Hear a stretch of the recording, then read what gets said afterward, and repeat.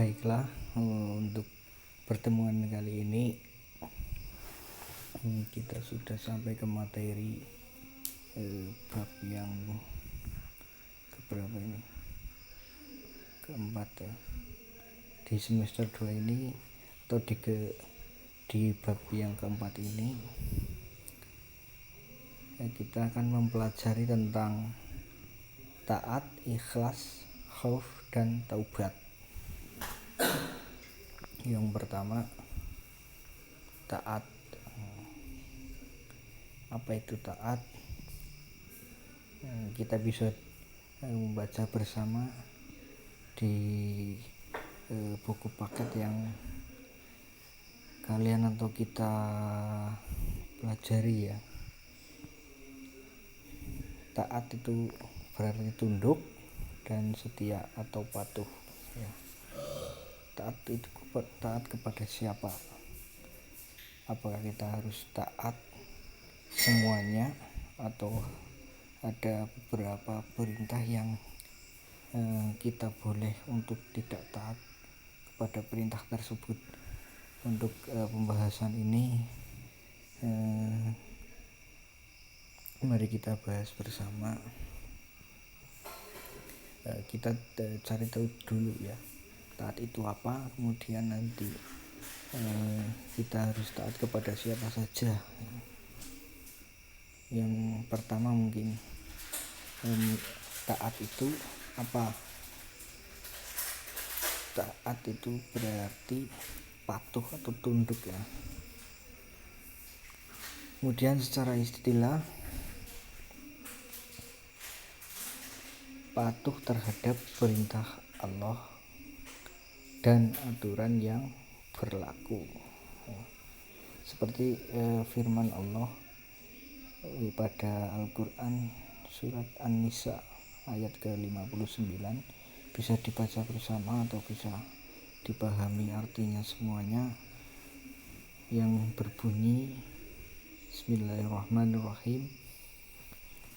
Ya ayyuhalladzina amanu athi'ullaha wa athi'ur rasul wa ulil amri minkum ila akhirih ya. Ya ayyuhalladzi, ini seruan kepada manusia, seruan Allah kepada manusia. Manusia yang bagaimana? Manusia yang kepala rusa atau manusia yang kepala manusia? Ya, tentunya bukan itu ya. Manusia, ya ayyuhalladzina amanu, manusia yang beriman, yang mempunyai iman atau yang percaya ya. Atiullaha ya, taatilah Allah ya. Wa atiur rasul, dan taatilah rasul. Wa ulil amri minkum, dan ulil amri ya. Yang pertama ini kedudukannya taat terhadap perintah Allah. Ini sifatnya mutlak, tidak bisa diganggu gugat dan tidak bisa tawar-menawar lagi. Artinya kita ketika diperintah oleh Allah, tidak ada tawaran ataupun tidak ada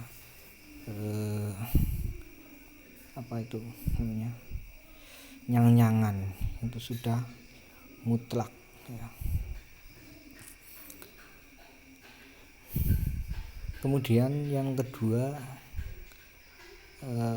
atiur rasul ya, taat terhadap rasul. Berarti setelah kedudukan yang tertinggi yaitu taat kepada Allah, yang kedua rasulnya ya, atau utusan Allah ya. Ketika yang tertinggi adalah Allah, maka yang kedua itu rasul itu berlandaskan atau landasannya itu dari Allah Subhanahu wa ta'ala ya. Rasul itu kan utusan, berarti ini ketika seseorang atau rasul, utusan Allah yang ditunjuk oleh Allah untuk menjadi utusan itu manusia yang tidak sembarangan ya. Seperti kalau dalam umat Islam itu siapa? Tentunya Nabi Muhammad SAW ya. Ketaatan ini bersifat mutlak ya. Mutlak artinya seperti yang tadi di atas itu tidak bisa diganggu gugat ya. Atau perintah Rasul ya. Jadi yang kedua, taat terhadap perintah Rasulullah ya. Itu paham ya, bisa dipahami. Ketika ada sabda-sabda Nabi ataupun hadis-hadis Nabi yang memerintahkan manusia terhadap misalkan kejadian-kejadian yang sekarang atau fenomena yang terjadi pada masa sekarang, itu bisa dipaskan dengan atau diambilkan dengan hadis Nabi atau sabda Nabi ya, yang pas ketika menghadapi suatu permasalahan gitu ya. Jadi ketika kita menghadapi masalah itu, solusinya atau menghadapi permasalahan tersebut tidak ngawur ya. Misalnya kok duweni masalah, tapi ketika mau memecahkan masalahnya itu ngawur, ngembiat lah belih lah ngono lah bodoh. Orang nganggo dasar, orang nganggo aturan ya. Itu. Terus yang selanjutnya taat kepada ulil amri ya. Wa ulil amri minkum ya, ulil amri kalian, ulil amri kita sebagai warga negara Indonesia. Kita cari tahu dulu ulil amri itu apa. Ulil amri itu pemerintah atau pemimpin ya. Kalau kita hidup di Indonesia, pemimpinnya itu siapa? Mulai dari RT, RW, lurah, camat sampai ke presiden, itu sebagai pemimpin atau pemerintah kita ya. Ketaatan yang ketiga adalah perintah taat kepada pemimpin. Nah, ketaatan ini itu tidak mutlak atau sifatnya tidak paten ya. Ketika pemerintah memerintahkan kita terhadap sesuatu hal ataupun permasalahan yang ada di masyarakat, kalau perintahnya itu merujuk kepada perintah atau berlandaskan kepada Al-Quran atau firman Allah ataupun hadis Nabi, itu kita bisa ikuti. Tapi itu ketika pemerintah itu melenceng dari mungkin dari sisi akidah ya. Ketika kita kan sebagai warga Indonesia, perintahnya kalau di Indonesia itu ada contoh ya, membayar pajak. Itu kalau kita warga negara Indonesia itu hukumnya wajib membayar pajak, entah itu pajak tahunan, pajak bulanan ataupun sebagainya ya. Itu hukumnya wajib ya.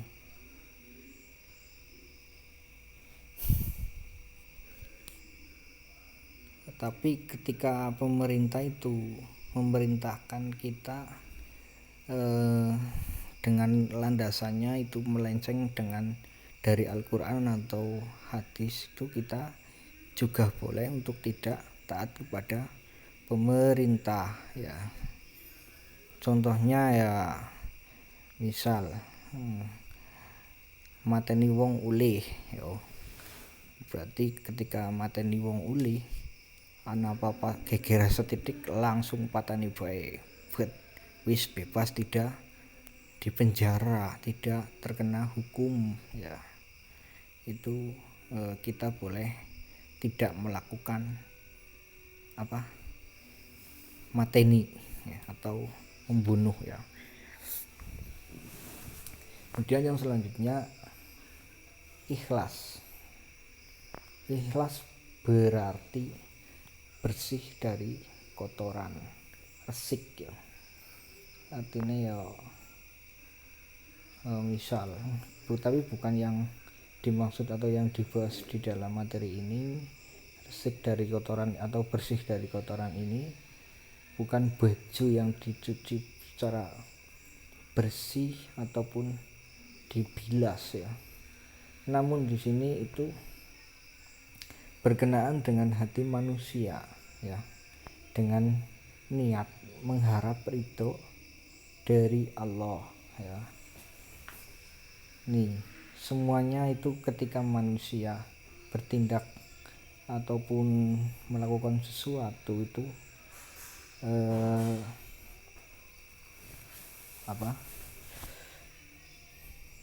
tergantung kepada ridho Allah ya.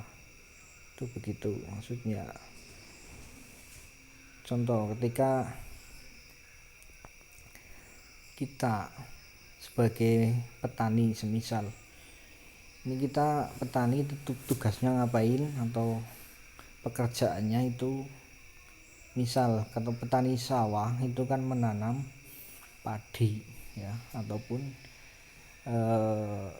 ya manen padi ya, bukan menanam saja tapi manen sampai ke hasil akhir, yaitu menjadi beras, mungkin seperti itu ya.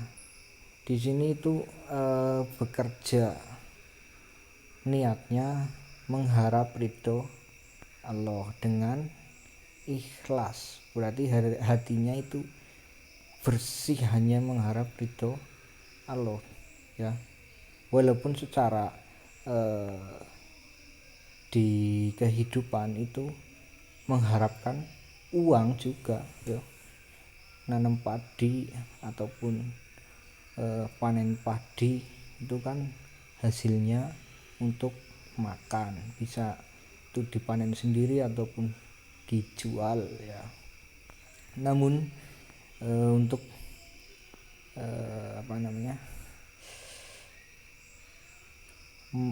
ketika mengharapnya untuk makan, berarti ini kan untuk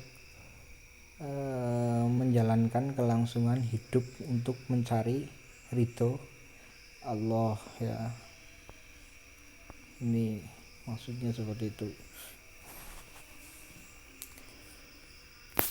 Ini saya tidak akan bacakan dalilnya, bisa dibaca sendiri ya. Ini sudah tampil. Qul inna sholati wa nusuki wa mahyaya wa mamati lillahi rabbil alamin. Bisa dibaca artinya.